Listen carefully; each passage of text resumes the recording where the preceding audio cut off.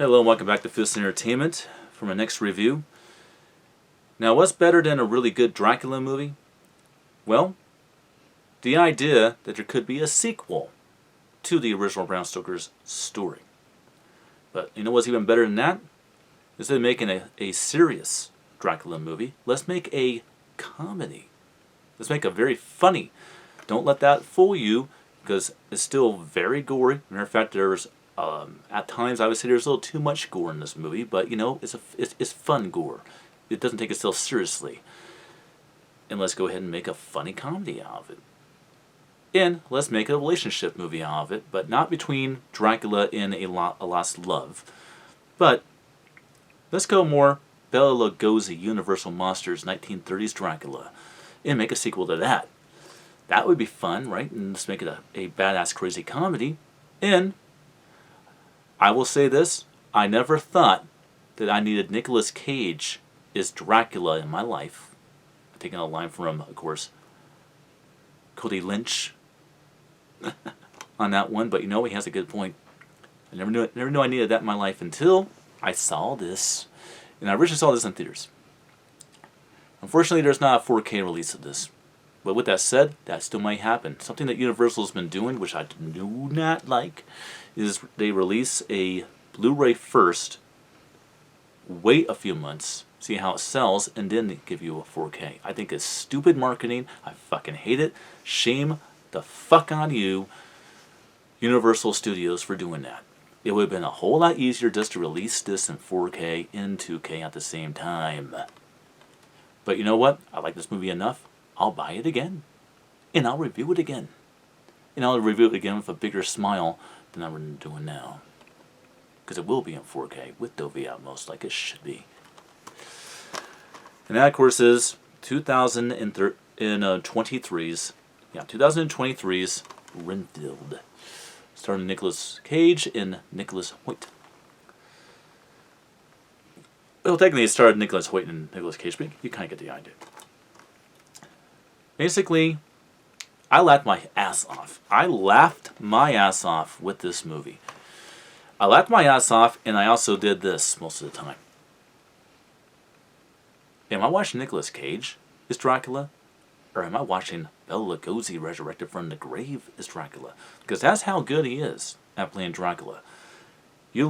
At times, you'll feel like you're watching the same character, but you're not.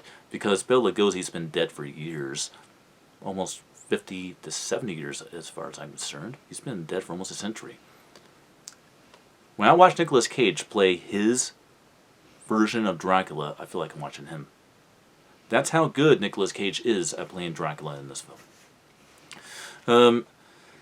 As for Nicholas Hoult, interesting enough, a little trivia for the film. Nicholas Hoult always looks like on camera in almost every single movie that he's in. I think the only film that he has been in that he actually looks the way he really looks in real life is Kill Your Friends, which is a slasher thriller. Not really a horror film, just a slasher thriller about a company exec who's trying to kill his way to the top. Maybe back in 2015. That's the only film that you really can tell that how this guy really does look in real life, because in every single movie, including Renfield, Nicholas Hoult looks like he is a 5'6", 5'7" individual. Here is a big thing that's going to make you do this. Nicholas Hoult is 7 feet 1 inch tall. He's over 7 feet tall. Something like that. Not sure if it's 6'8" to it might be 6'8", but 6'8" to 7 feet 1 inch tall. That's how tall he is. The actor who plays Renfield, he's that tall. But you would never know, because they make him look like he's so small in almost every movie. Whether it be the X-Men films he's in, or Mad Max Fury Road, or Warm Bodies. He always looks a lot smaller than he really is. He's not exactly that small in size either. Now let's go into the plot of the film real quick. The film is a horror comedy basically about Renfield and Dracula in modern day. And Renfield is going to a support group about people that are being used by editors, and basically it's interesting support group about toxic relationships. And after hearing something that one of them had to say, he finds himself wanting to get out of the relationship he has with Dracula because he finds it to be a toxic relationship. And so he parts ways with Dracula while he's healing from being turned into basically a burnt crisp at the beginning of the film. I'm trying to take some more drinks, obviously, the more he generates. Basically, Dracula don't like that, and Dracula tracks him down and basically tries to destroy his newfound life. And he's assisted by this on-the-beat cop who was trying to take down a Russian cartel or a Cuban cartel. I never could quite figure that out. It's weird. It's very weird. One of the cartel members looks like they're Spanish, and everyone looks like they're Russian. It's just weird. I can't quite figure it out. And basically, Dracula teams up with this mob family, and what comes about is Renfield taking on other familiars like him with superhuman strength, which brings to us something that's really cool about Renfield's strength. Renfield is not just a bug-eating lunatic in this movie. He actually has supernatural powers. When Dracula gets more powerful and superhuman strength by draining the blood of humans, Renfield gets superhuman strength where he can tear people apart into little pieces and shit and all that stuff from eating bugs, of all things. And interesting enough, the female character in the film is played by a very interesting Asian American actor named Aquaterra, which is a very interesting name for a. Sorry, no, that's not Aquaterra, isn't it? It's Aquafina. Yeah, Aquafina. That's the name of the actress. It's Aquafina. That's kind of cool. Aquafina, I got a little question for you. Are you a love potion Aquafina? Is that what your name references to? Just asking. But yeah, teams up with this beat cop, and they basically take on Dracula. Now, what's one thing that's really cool about this film is they acknowledge that you can't actually kill Dracula. It's actually one of the few films out there that does acknowledge that.